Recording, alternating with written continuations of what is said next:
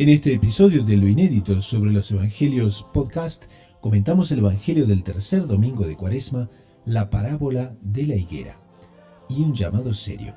¿En qué consiste la verdadera conversión? En la sección Espiritualidad explicamos qué son las indulgencias y examinamos 4 formas de ganar indulgencias en la Cuaresma. Todo eso y mucho más en este nuevo episodio de Lo Inédito sobre los Evangelios podcast.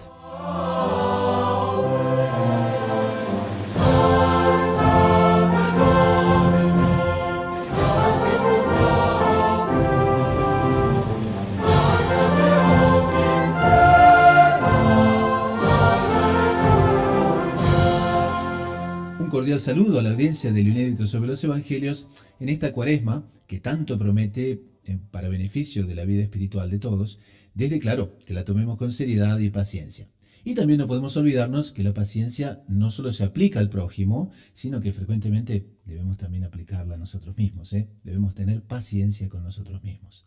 Pero bueno, en el programa de hoy abordamos la seriedad de la parábola de la higuera, donde Jesús nos habla de cómo la virtud de la paciencia, del espíritu de compunción, produce frutos hermosos y abundantes en la higuera de nuestra alma. Y de los peligros de la indiferencia, de la falta de ese verdadero don de Dios que es la compunción, que es la contrición perfecta.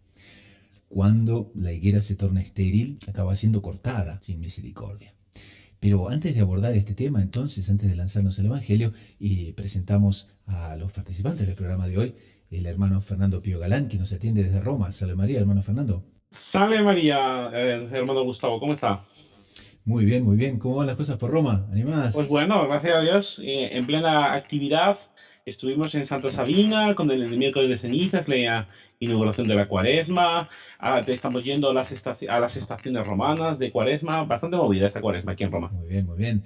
Les recuerdo que el hermano Fernando Pío Galán es doctor en Teología Espiritual por la Pontificia Universidad Santo Tomás de Aquino de Roma. También se nos une al programa de hoy desde Bogotá, Colombia, la presencia del doctor Saúl Castiblanco. Salve María, doctor Saúl. Salve María, hermano Gustavo, salve María, hermano Fernando, una alegría estar con ustedes y con la querida audiencia. El doctor Saúl Castiblanco es editor de la agencia de noticias Gaudium Press, la edición hispana, es doctor en psicología y es bachiller en ciencias religiosas por la Pontificia Universidad Santo Tomás de Aquino de Roma y por la Domuni, esto es la Universidad Internacional de los Dominicos con sede en Toulouse, Francia. Y entonces leemos el Evangelio de hoy. En una ocasión se presentaron algunos a contar a Jesús lo de los galileos cuya sangre virtió Pilato con la de los sacrificios que ofrecían. Jesús les contestó: ¿pensáis que esos galileos eran más pecadores que los demás galileos porque acabaron así? Os digo que no, y si no os convertís, todos pereceréis lo mismo. Y aquellos 18 que murieron aplastados por la torre de Siloé, ¿pensáis que eran más culpables que los demás habitantes de Jerusalén? Os digo que no, y si no os convertís, todos pereceréis de la misma manera. Y les dijo esta parábola. Uno tenía una higuera plantada en su viña y fue a buscar fruto en ella y no lo encontró. Dijo entonces el viñador: ya ves, 3 años llevo viniendo a buscar fruto en esta higuera y no lo encuentro. Córtala. ¿Para qué va a ocupar terreno en balde? Pero el viñador contestó: Señor, déjala todavía este año. Yo cavaré alrededor y le echaré estiércol a ver si da fruto. Si no, la cortas. Entonces vemos cómo Jesús prosigue sus enseñanzas recurriendo a una parábola de fácil comprensión. Aquí Monseñor John Clark dice que la higuera era muy común en la Palestina de aquel entonces. Y tanto las uvas como los higos secos constituían parte importante de la alimentación de los pueblos locales. Entonces la higuera suele dar frutos en el primer año y a más tardar en el segundo. Y entonces cae toda la fuerza de la parábola. Exactamente. Hay que entender, es una cosa muy importante, el contexto histórico que se da este trecho evangélico. Como ya recordamos en el Evangelio del Centurión, Palestina era una región particularmente complicada para los romanos. Por un lado, les interesaba mucho en cuanto a un auténtico lugar de paso para el control del Mediterráneo, que para ellos era muy importante. Acordémonos que en la época de los romanos no se podía atravesar el Mediterráneo de lado a lado, había que ir costeando. Por lo tanto, las costas eran muy importantes. Eso por un lado. Entonces, en ese sentido, la tenían los romanos, la legión que tenían instalada, pero justamente por otro lado estaban los guerrilleros, estaban los grupos, sobre todo los celotes, pero otros grupos que resistían a la acción de los romanos, al control de los romanos sobre el territorio. Entonces son estos los que se refieren con estos galileos cuya sangre vertió Pilato con la de los sacrificios que ofrecían. Sería un grupo seguramente de celotes, aunque no está totalmente seguro de qué grupo sería, que en el propio templo hubo una revolución, hubo un momento de guerra y los romanos al mando de Pilato, del gobernador, mataron a estos galileos. Entonces este es el motivo, ¿no? Una revolución política. Y es un tema que no nos olvidemos que era muy caliente, estaba en la cabeza de todo el mundo y hay muchas referencias en el Evangelio a esta restauración del reino de Israel, pero siempre entendida en una clave más política y no una clave del reino de Dios como efectivamente nuestro Señor Jesucristo quería instaurar. No nos olvidemos que incluso después de la resurrección, antes de la ascensión, todavía los apóstoles le preguntan si es el momento en que se va a instaurar el reino político de Israel. O sea, realmente no nos tenemos que hacer esforzar para entender esta dimensión política que no era la que nuestro Jesucristo venía a traer, pero estaba muy presente entre sus interlocutores. Entonces, lo que están queriendo propiamente en este momento se está buscando que nuestro Jesucristo dé una voz de rebelión contra el poder romano. En este momento, cuando lo de la moneda, de quién pertenece esta moneda, a Dios o al César, la propia entrada en Jerusalén no estaba exenta de este papel, la entrada en la borrica. Entonces, es un tema que es complejo y candente a lo largo de los evangelios. Bueno, y es interesante notar que en ese ajusticiamiento hecho por orden de Pilatos, cayeron los revoltosos, pero seguramente cayeron personas que no estaban en esa revuelta. Entonces, además de ese aspecto nacionalista que acentúa el hermano Fernando, también hay una pregunta que le levantan a nuestro Señor, y es, mire, aquí en la muerte de estos inocentes, ¿no hay una aplicación de la justicia divina también? Estos no serían aparentemente inocentes, en el fondo ellos no tendrían pecados que purgar y que definitivamente fueron castigados con la muerte de esos, entre comillas, inocentes. Es también una de las preguntas que se podría plantear con este versículo, con este texto evangélico. Y ahí viene la pedagogía divina que corrige eso. Ahora da un plazo, ¿no? Porque dice que la higuera suele dar frutos en su primer año, a más tardar en el segundo, entonces nuestra estación la sitúa bien en el tercero, que no ha producido nada. No, eso realmente es muy significativo. Y bueno, por otro lado, antes también como advertencia todo este tema que vamos a tratar, a pesar de que estamos hablando de los interlocutores de nuestro Señor Jesucristo, los hombres de su época, una tentación que nos puede venir contra la validez perenne de los evangelios es considerar de forma despectiva a los hombres de la época de nuestro Señor, a sus discípulos, pero cómo podían ser tan sordos, pero cómo podían ser tan duros de corazón, pero ¿son tontos o qué? Esto podría venirnos. Ahora, ojo, el evangelio es para nosotros. Nuestro lugar es el de los interlocutores. Y muchas veces hemos cerrado el corazón, hemos cerrado el oído, hemos actuado contra las palabras de Jesús, así como lo hicieron aquellos que estaban con él. O sea, como mínimo hemos sido igual de tontos, o igual de duros de corazón, o igual de ineptos, como mínimo como ellos. Ahora, en realidad hemos sido peores, porque atención, los que estaban con Jesús en su época no estaban bautizados, no habían recibido la gracia de Dios en sus corazones, no habían recibido el santo bautismo, no estaban en la iglesia, no habían participado de su cuerpo y sangre en la Eucaristía. Por lo tanto, nuestros pecados, nuestras infidelidades, nuestras cerrazones de corazón y de oído son más graves, no igual de graves que los hombres de su época. Por lo tanto, no podemos acercarnos a estos textos con un sentimiento de falsa superioridad. Ah, si yo hubiera estado ahí no habría dicho eso, yo me habría dado cuenta. Ese pensamiento es muy peligroso y hace que desperdiciemos gran parte de la acción benéfica de la Sagrada Escritura en nosotros. Y también no nos olvidemos que Jesús profetiza la destrucción de Israel no porque era Israel, sino por la falta de conversión, porque no hay conversión. Si no hay conversión, entonces el pueblo sería destruido, ¿no? Claro, digamos, Jesús corrige una lógica simplista de estos que le preguntan, y es, si ellos eran inocentes y fueron muertos en el templo, es porque algo debían. Si los 18 que murieron aplastados, en caso fortuito, ocurrió así, es porque algo debían y ahí se aplica la justicia divina. en el fondo una actitud farisaica, y es, ellos tenían culpas que Dios castigó en ese momento y que yo no tengo. No, yo no soy así. Yo no soy así porque no he recibido un castigo de esos. Entonces Jesús les dice, no, no señor, aquí estos no eran más pecadores que ustedes, ¿cierto? Esa lógica simplista no existe, de que a deuda adquirida, castigo inmediato. No, porque, y se ve más adelante en el texto evangélico, porque Dios tiene paciencia también con el pecador, ¿cierto? Pero esa paciencia, una paciencia que rompe esa lógica simplista de deuda, castigo inmediato. Pero esa paciencia no es impunidad, esa paciencia tiene un límite. ¿Cuál es ese límite? Entonces es un llamado a cada uno de nosotros, como los hermanos lo han dicho, para no abusar de esa paciencia y para abrir el corazón a la gracia de Dios, porque todos estamos llamados a la conversión. Que no hayamos sido fulminados por un rayo o atropellados por un auto, no significa que no debemos, no, significa que debemos, de acuerdo a las palabras de Cristo, y que esa conciencia de que debemos nos debe llamar a abrir el corazón a la gracia, ¿cierto? Y que no podemos despreciar la obra de la gracia. Ahora, entonces, la parábola de la higuera en sí, aquí Monseñor John Cla dice magistralmente que es la imagen, la higuera es la imagen de los que no buscan hacer buenas obras. Y entonces nuestro Señor, por eso, con tanta profundidad, va a utilizar esa imagen de la higuera. Y como veníamos diciendo, la higuera suele dar frutos en su primer año, a más tardar en el segundo, pero magistralmente nuestro Señor divinamente la sitúa en el tercer año sin producir frutos. Bueno, este es el punto que me parece más importante de este evangelio, justamente. O sea, nosotros tenemos esa necesidad de producir estos buenos frutos debido a la gracia, porque, ojo, la higuera está en un lugar que está recibiendo cosas. La higuera no es autosuficiente, la higuera está recibiendo los cuidados de un jardinero ya de antes.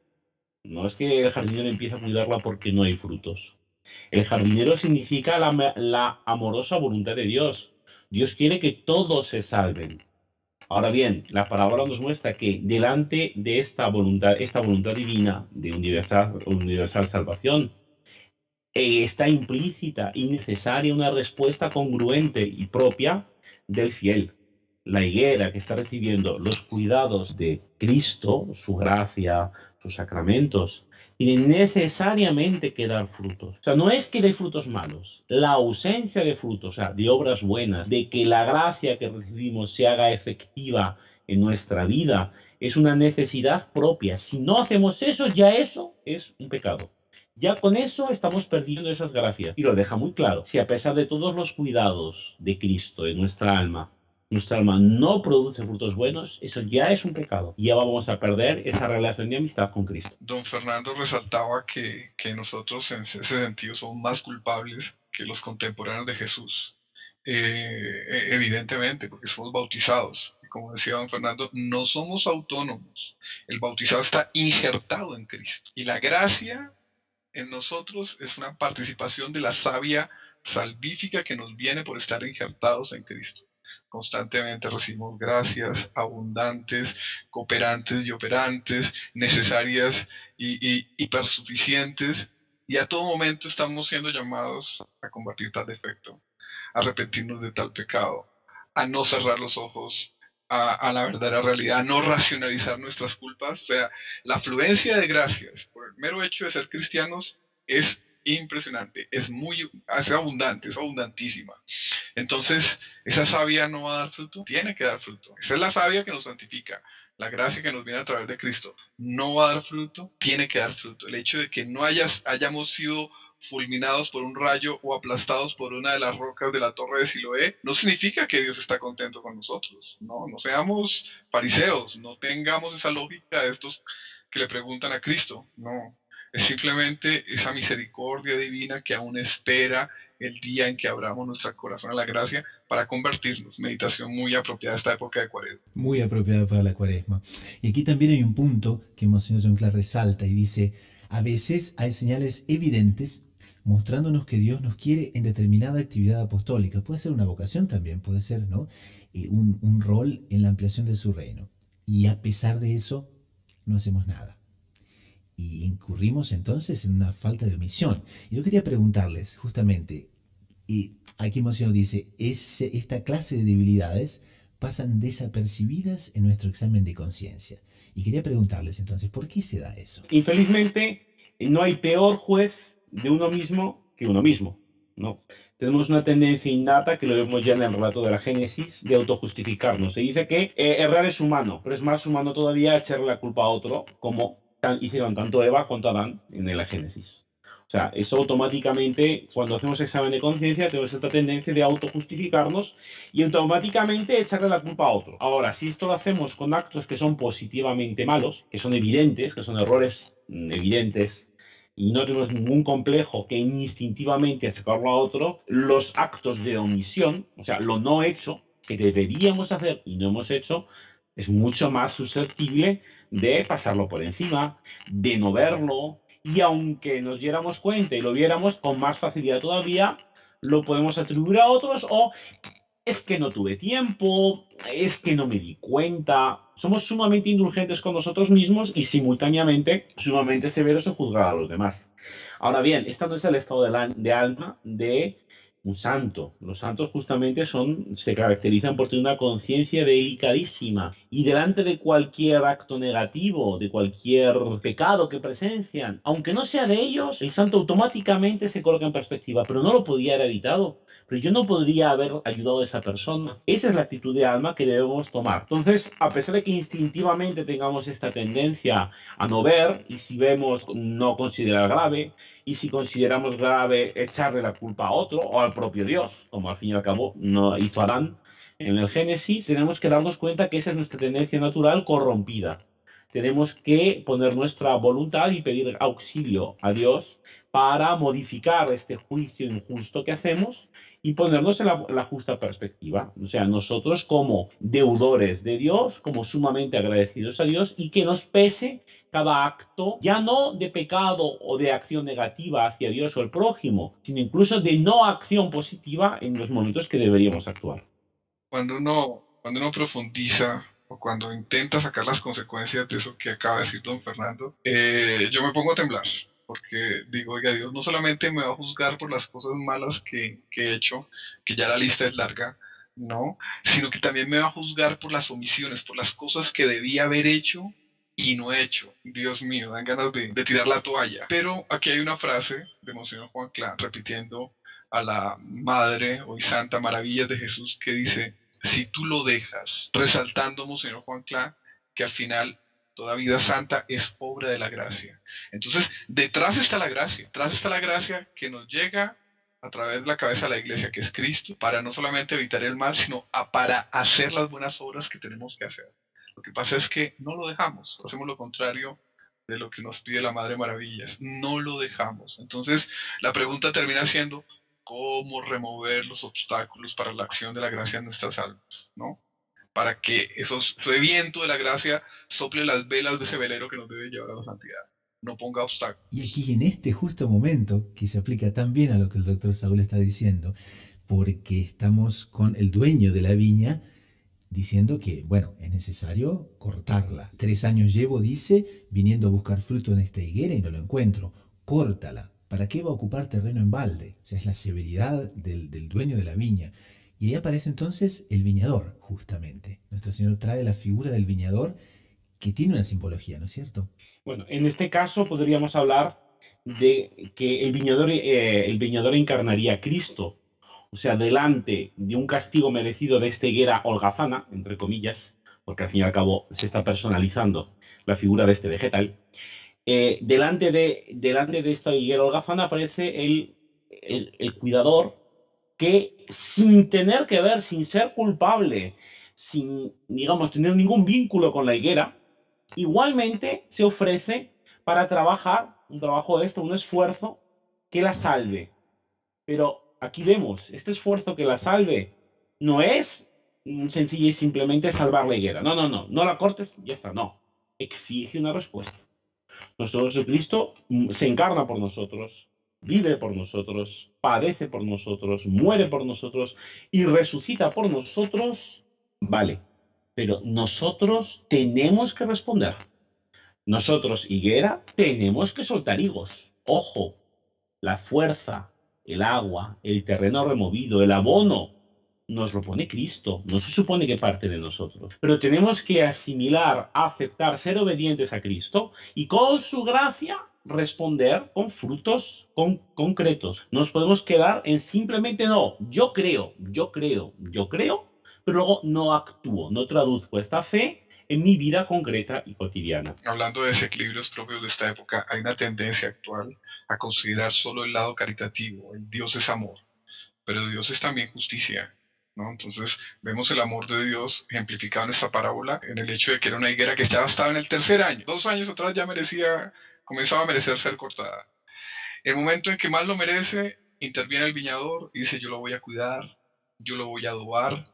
Pero tal vez una persona influida por ese desequilibrio actual, de ver a Dios solo por el lado amoroso, va a resaltar esos hechos que acabo de mencionar de una manera un tanto exclusivista, desechando esa última advertencia. Si no diese fruto, entonces tú la cortarás. Si la higuera no da fruto, Dios la corta. Está la justicia divina. Y la justicia divina también tiene su papel. Porque si Dios nos lo está enseñando es porque es necesario para nosotros conocer la justicia divina para impulsarnos a mejorar nuestras vidas, a convertirnos. Entonces, no ver el lado de la justicia divina también es no reconocer el rostro completo de Cristo, que es amor y que es justicia. Y ambos aspectos son necesarios para impulsarnos a la conversión. Claro, porque el viñador aparece y uno tiene una tendencia a decir, ah, bueno, ahora entonces, ¿no? Alguien bueno que aparece que va a salvar la situación. Pero el viñador termina muy tajantemente, ¿no? Dice, si no, la cortas. O sea, es una terrible amenaza también, ¿eh? Bueno, en ese sentido hay comentaristas sacros, inclusive padres de la iglesia, que aplican este texto, que puede tener varias aplicaciones, hemos trabajado algunas en esta conversación, a los habitantes que estaban escuchando a Cristo en su época, ¿no? En el año 70, esos pueblos fueron asolados por una gran actividad militar romana y eso, pues algunos comentaristas lo aplican como aquellos que no escucharon esa advertencia de conversión de Jesús y por lo tanto tuvieron una manifestación de su justicia. No nos podemos olvidar que la seriedad del mensaje de nuestro Señor continúa. Y en los episodios del Nuevo Testamento encontramos varias referencias a la condenación. No es que por lo que nuestro Jesucristo resucitó, automáticamente todos los cristianos, todos los creyentes están salvados. Hay muchas referencias en los Hechos de los Apóstoles, en las epístolas, a justamente que el hecho de ser bautizado no nos exime de una actitud vital congruente y responsable al mensaje que ha sido predicado. Tenemos que vivir como cristianos. No basta tener ese título, tener el título de cristiano, sino tenemos que tener la vida de cristianos. Nuestro Señor Jesucristo nos avisa. Si no actuamos así, seremos cortados y echados al fuego eterno. Es una referencia explícita y muy clara a la verdad de fe que es el infierno y su eternidad.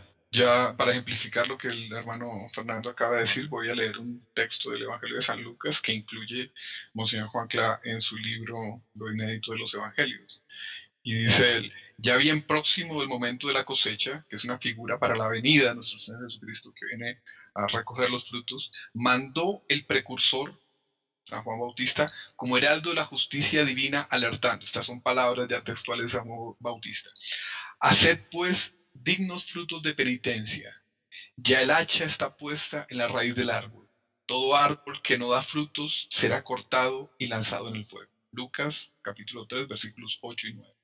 Interesante para considerar sobre la higuera. La higuera los higos eran considerados de los frutos más excelentes y, si no me equivoco, es del tipo de fruto que es más mencionado en el Nuevo Testamento en relación a otros productos que producía la tierra de Israel. O sea, por excelencia, cuando se habla del fruto de la higuera, se está hablando de una cosa especialmente apetecible, sabrosa y apreciada. En este caso, los buenos frutos de la higuera, por excelencia, son los frutos de la caridad, del amor. Por lo tanto, caridad hacia con Dios. Dios nos ama y nosotros amamos a Dios con el mismo amor con el que Dios nos ama. Dios nos provee del amor con el que luego lo amaremos a Él. Estos actos de caridad hacia con Dios, por excelencia, el mejor acto de caridad hacia con Dios es la obediencia a sus mandamientos. Eso no hay duda alguna. Entonces, después está la oración y especial los actos de adoración, toda oración que reconoce el papel de Dios en nuestras vidas. Pero al mismo tiempo, simultáneamente y intrínsecamente, por lo tanto, o sea, dentro de estos actos de caridad hacia con Dios, está la caridad hacia nuestros hermanos, porque eso ya, si hay algo básico en el Evangelio, es justamente esta dualidad. Nadie puede amar a Dios si no ama al prójimo. Por ese motivo, la Iglesia establece en el periodo de Cuaresma esta necesidad de relacionarnos con nuestros hermanos en la línea de la limosna. Ahora bien, no nos podemos tampoco autoengañar y pensar que la limosna consiste en medios materiales que proporciono al otro. Eso es limosna, pero no es la mejor limosna. La limosna por excelencia es yo privarme de algo que es mío y me gusta y aprecio para con ese bien que tanto deseo favorecer a un hermano. La limosna no consiste en deshacerse de lo superfluo, que en sí es bueno, pero no es tan bueno como debe ser, sino en algo que yo aprecio mucho. Yo me animo a decir a los oyentes que en general en el mundo de hoy, si algo apreciamos es nuestro propio tiempo. Si algo que todo el mundo aprecia, gusta y almacena, yo diría incluso que avaramente, es el tiempo que ponemos. Porque el día pasa tan rápido, ¿verdad? No, yo este tiempo es para mí, este es mi momento. Entonces, yo digo, hoy por hoy, una de las mejores limosnas, no digo que sea la mejor, una a todos y en todo momento, es dedicar el tiempo a otro. Todos tenemos, seguro, en nuestra vida cotidiana, algún familiar, vecino, compañero de trabajo o similar, que sabemos que necesita compañía o necesita a alguien que lo escuche, a alguien que le ayude, a alguien que le aconseje. Pero como nos quita tiempo y el tiempo es tan precioso, encontramos mil y una maneras de esquivar este dispendio de tiempo, este derroche. Con lo poco que tenemos, se lo voy a dar a él. Justamente, le tenemos que dar esas 2 monedillas de cobre que la viuda dio al templo, las tenemos en nuestra mano. Entonces, en esta Cuaresma, ¿por qué no hacemos eso? ¿Por qué no identificamos este tiempo que legítimamente queremos reservar para nosotros y damos una parte de él a alguien que lo necesita? Porque esto lo podemos hacer todos. Todos tenemos tanto ese tiempo escaso, no hay duda, apreciado, por supuesto, pero que es disponible para dárselo a esta otra persona que sabemos lo necesita y le hará tanto y tanto bien. Entonces podemos cerrar aquí con la conclusión que Monseñor John Clark nos comenta en su libro Luinedito sobre los Evangelios y dice que si hay exactamente lo que en este Evangelio nuestro Señor quiere de cada uno de nosotros en este tiempo de Cuaresma, es el dolor de los pecados. Y el dolor de los pecados, ¿por qué? Porque redunda en una contrición perfecta, que son frutos hermosos y abundantes, pero que también redunda en un considerable aumento de la gracia santificante que nos hace avanzar en la vida espiritual.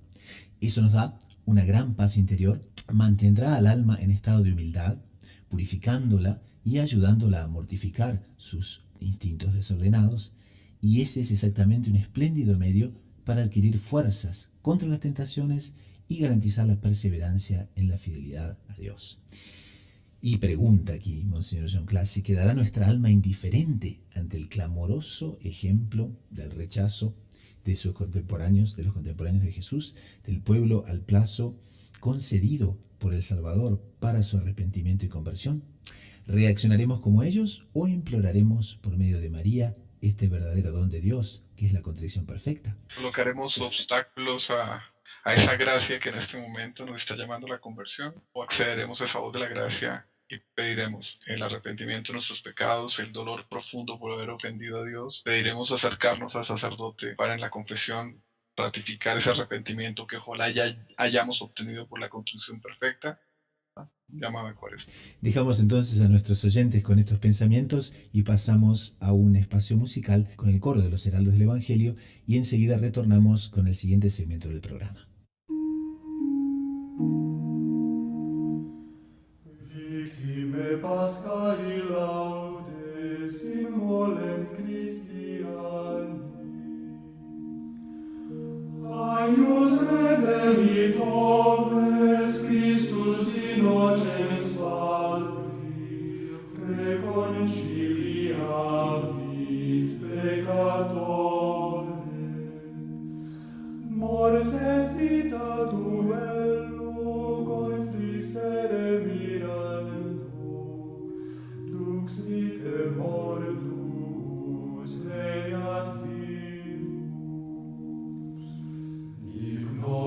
Maria, qui fidisti in via, sepulcrum Christi viventis, et gloriam vidi resurgentis. Angelicos testes, sudarium et vestes, surrexit Christus pes mea, precedet suos in Galilea. Scimus Christum surrexisse a mortuis vere, tu nobis victor ex miserere.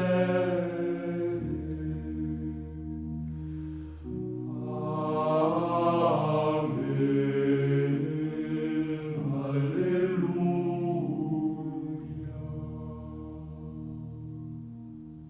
Pasamos a la segunda parte del programa, como en el programa anterior, es una sección nueva y que justamente trata de la vida espiritual, es un segmento de espiritualidad.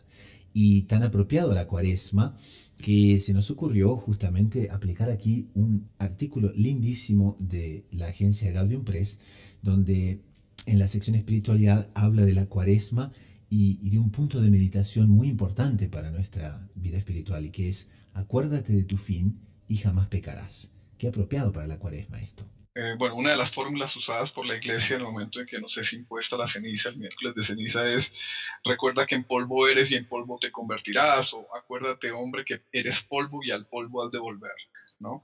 Es la liturgia de la Iglesia atacando cierta presunción como que de vida eterna del ser humano, ¿no? Presunción de unas fuerzas, unos superpoderes que realmente no tenemos. Y la Iglesia nos recuerda y nos llama a la humildad: eres polvo y al polvo has de volver. Y ese polvo, que no es sino polvo, necesita la ayuda divina para cumplir todos los requerimientos que tenemos que cumplir aquí en la tierra. Entonces recuerda que eres polvo. Recuerda que también tu vida es limitada, que tu vida está, que el tiempo es simplemente un suspiro. Recuerda eso. Y el recordar eso te lleva a la humildad y forzosamente te lleva al recurso, a la fuerza divina. Y es lo que contempla esa segunda parte del artículo que menciona don Gustavo, ¿no? Tiempo de oración. Esta Cuaresma, como todas las Cuaresmas, es un tiempo de oración. ¿Qué es la oración? La oración es una elevación de la mente a Dios, es la definición clásica. Es una oración que reconoce que dependemos de Dios, que reconoce que de Él nos viene todo, que reconoce que nos viene la fuerza.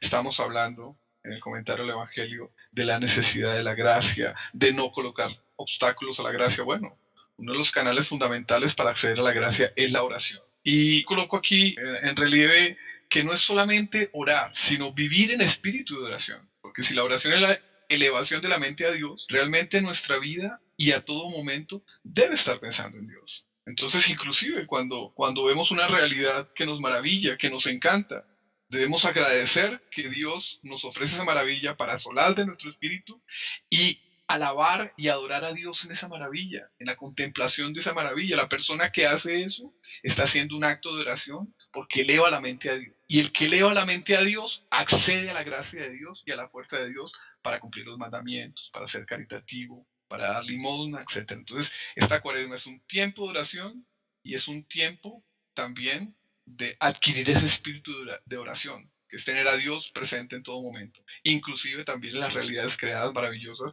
que son una creación de Dios.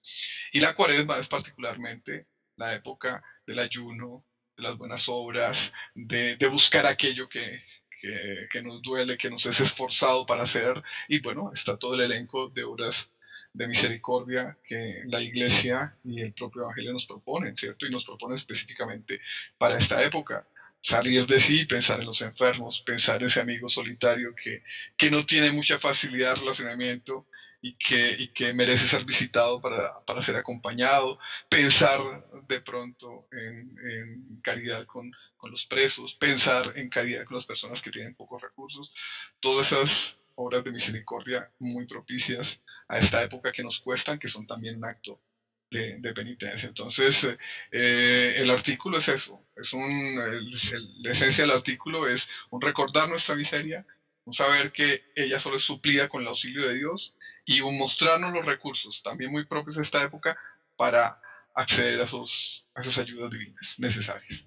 No podemos dejar pasar esa cuaresma, ¿eh?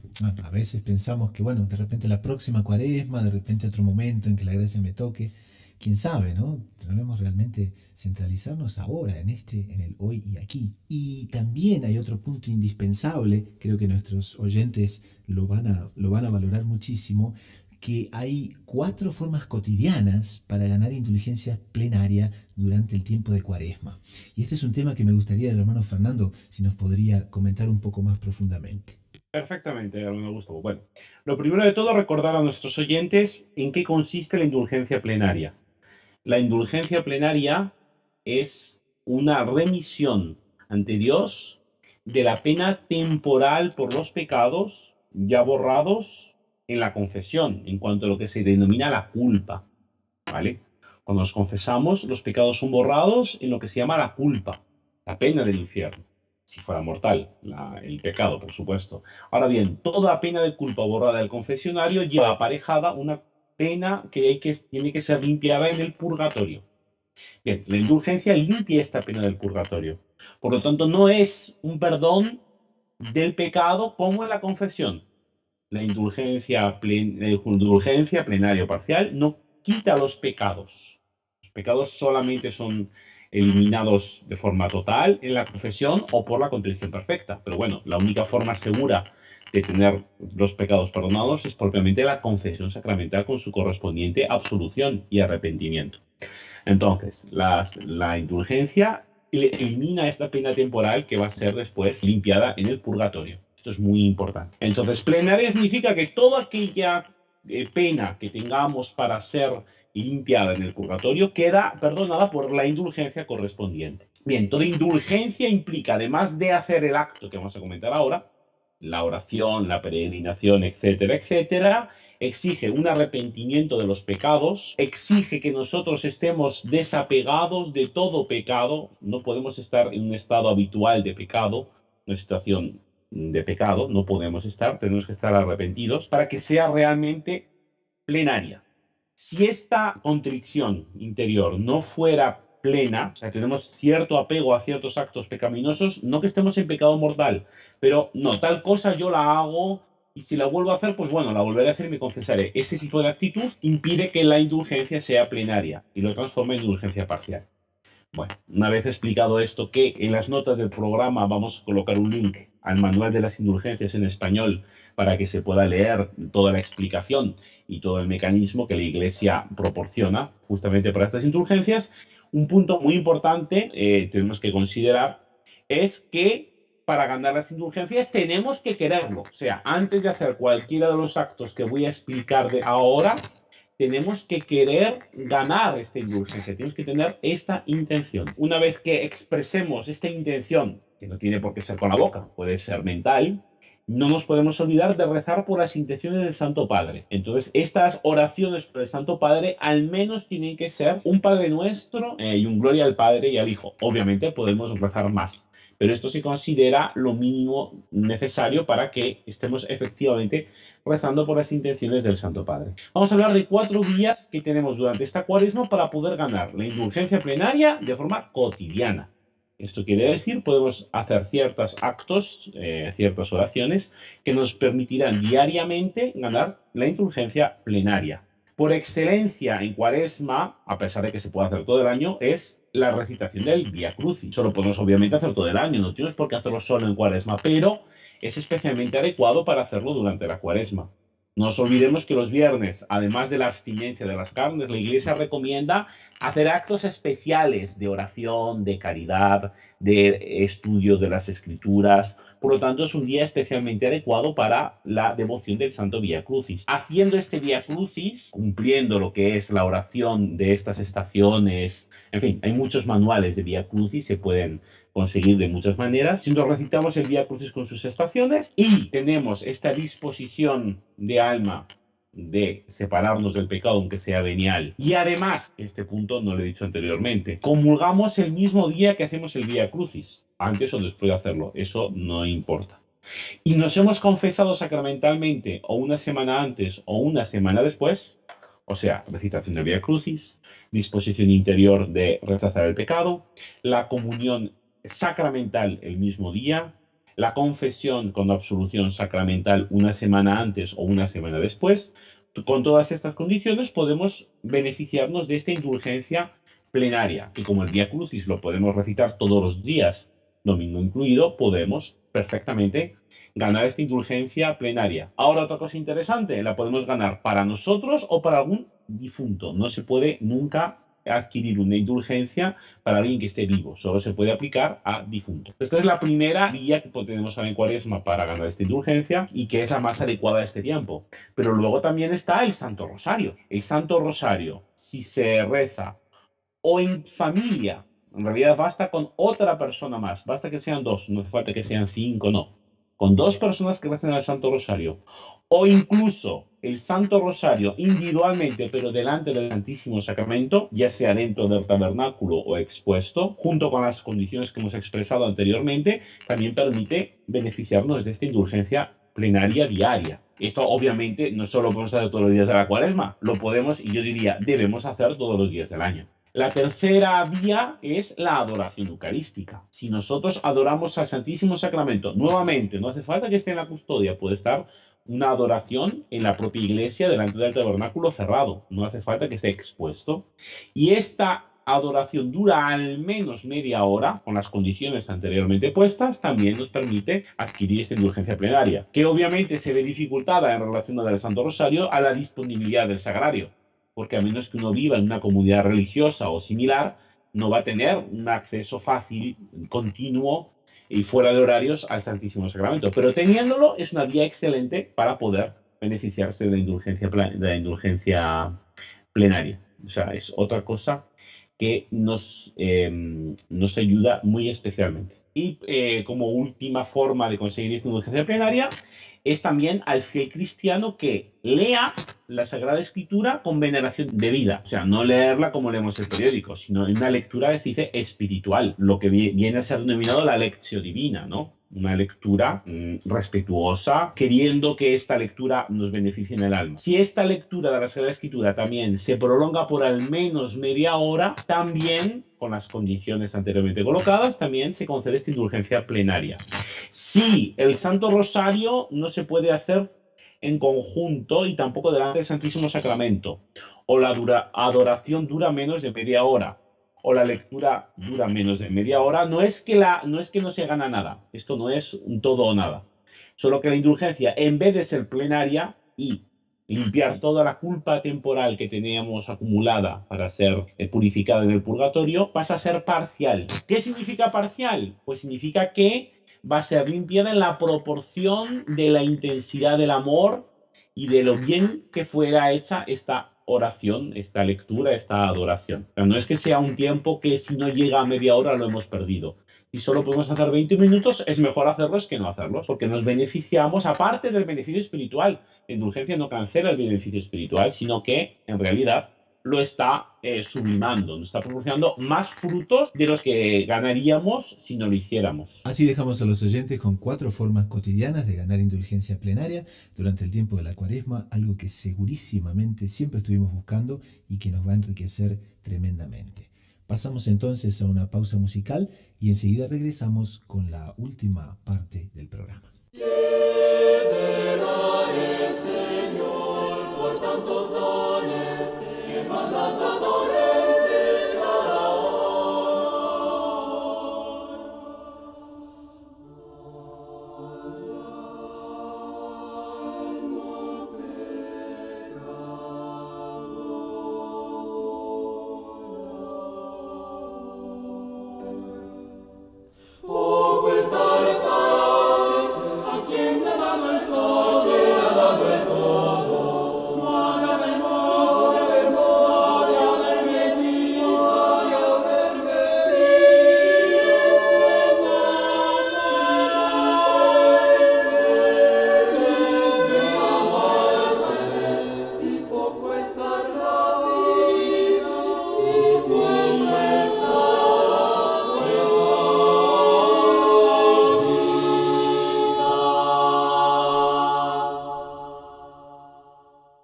Pasamos al siguiente segmento del programa, que son las preguntas de los oyentes y las respuestas.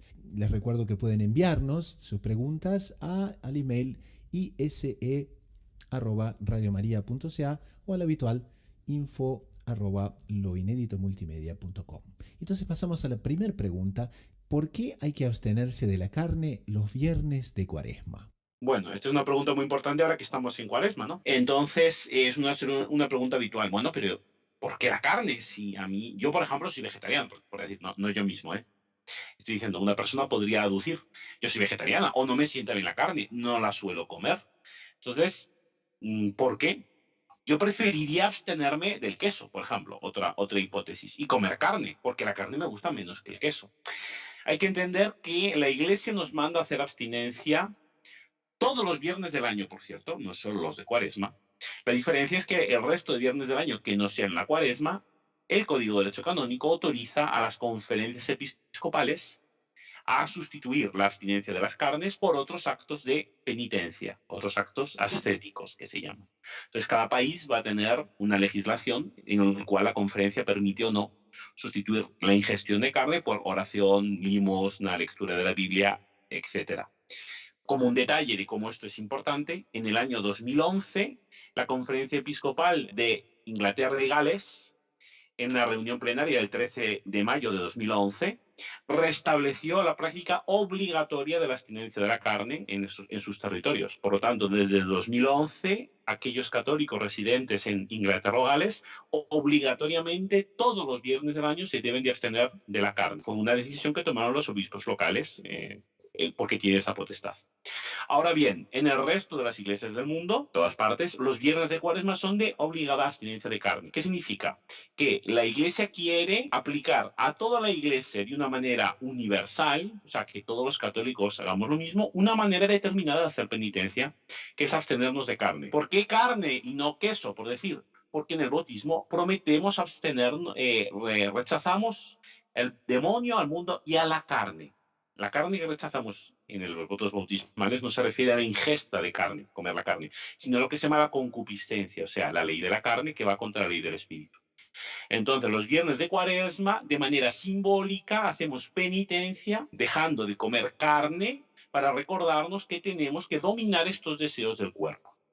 Ahora bien, esto no significa que si la persona no come carne durante el año, no haga penitencia en Cuaresma. Porque en Cuaresma lo que está haciendo es obedecer a la iglesia.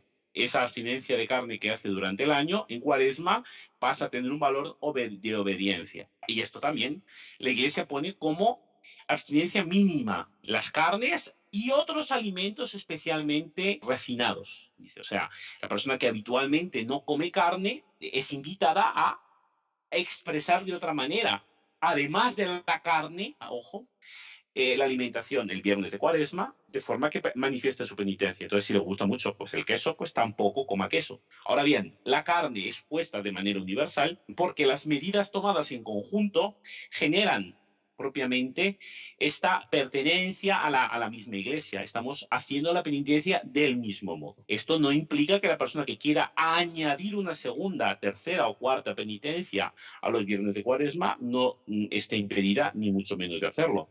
Yo puedo decir caso, conozco a católicos que los viernes de Cuaresma hacen el mismo ayuno que se hace el miércoles de ceniza y el viernes santo. La iglesia no critica eso, sino que lo exhorta, lo elogia. Así que ese es el motivo por el cual nosotros en Cuaresma dejamos de comer carne, para recordarnos de la renuncia a la carne que hicimos en el bautismo. Muy bien, muy claro entonces.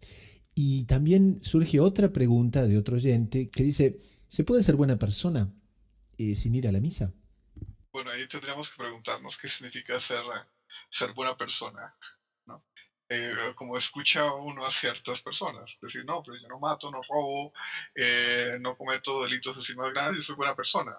Pues si eso es ser buena persona, se podría decir que hay muchas personas que no van a misa y que son así.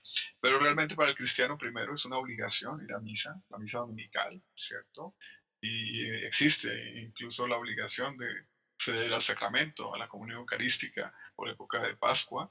Pero sobre todo lo que tenemos que privilegiar aquí, yo creo, son las gracias insignes que se reciben en la misa. Primero, a los que acceden a la comunión. ¿no? Ya estuvimos viendo en la conclusión del Evangelio que hace Monseñor Juan Clá, que si eso hizo Cristo a pedido del centurión sin entrar en la casa de él, ¿cuánto hace Cristo por las almas que lo reciben piadosamente cuando acceden a la comunión? Pero inclusive las personas que no participan de la comunión sacramental durante la misa, ya el hecho de estar en la oración litúrgica oficial principal de la Iglesia, que en la expresión de Juan Pablo II es el culmen de la vida cristiana, es por tanto rezar con toda la Iglesia usando los méritos de Cristo para pedir por la Iglesia y pedir por sí mismo, por sus familias, por sus comunidades.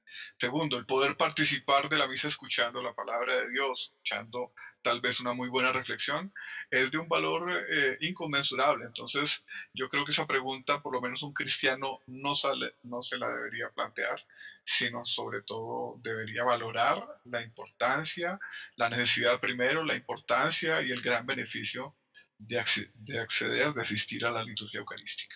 Entonces, para ser buena persona es mejor ir mucho a misa. Muy bien, entonces con eso queda respondida nuestra pregunta. Y en el último segmento del programa, entonces, tenemos la sugerencia de la semana, que es una website, un libro, un podcast de doctrina católica, un artículo que nos haya gustado para el bien espiritual de los oyentes. Comenzamos con el hermano Fernando. Una página que querría recomendar a nuestros oyentes sería una serie de posts que el portal de información católica Aleteia trata sobre una temática actual y muy difundida, como es el tema de los tatuajes. O sea, si los católicos podemos hacer, no podemos hacer, no deberíamos hacernos tatuajes y piercing. Entonces, como es un tema que no es raro que sea suscitado en nuestras comunidades, parroquias y demás, y con el atractivo que el fútbol y demás proporcionan estos tatuajes, el portal Aleteia proporciona una serie de respuestas con referencias para tratar este tema complejo. Entonces, en las notas del programa vamos a colocar una serie de links en los cuales el portal trata este tema que, como verán, es complejo y actual, importante que sea resuelto de una manera satisfactoria. Doctor Saúl, ¿qué nos recomienda para esta semana? Recomiendo, hermano Gustavo, un portal que me ha parecido muy interesante, es conoce, con Z, conoce.com, y trata de temáticas muy variadas que pueden ser de interés para muchos católicos. Por ejemplo, estoy viendo aquí su índice, ciencia y fe, ¿sí? Conflictos entre la fe y la ciencia, cómo es un abordaje católico al evolucionismo, método científico. Tiene una sección de leyendas negras, esas mentiras que circulan demasiado y se toman por verdades acerca de la Iglesia, acerca de la acción evangelizadora de la Iglesia, civilizadora de la Iglesia. Por ejemplo, Inquisición, Pío XII y nazismo, cruzadas, caso Galileo. Es un portal erudito de autores muy reconocidos en el ámbito del mundo en español y que recomiendo ampliamente a los lectores. Y quien les habla les recomienda quedamos entre casa con las recomendaciones. Hoy es el volumen número 5 del Inédito sobre los Evangelios por Monseñor John Clá Díaz, que queremos destacar que se encuentra tanto en formato EPUB como también en Kindle.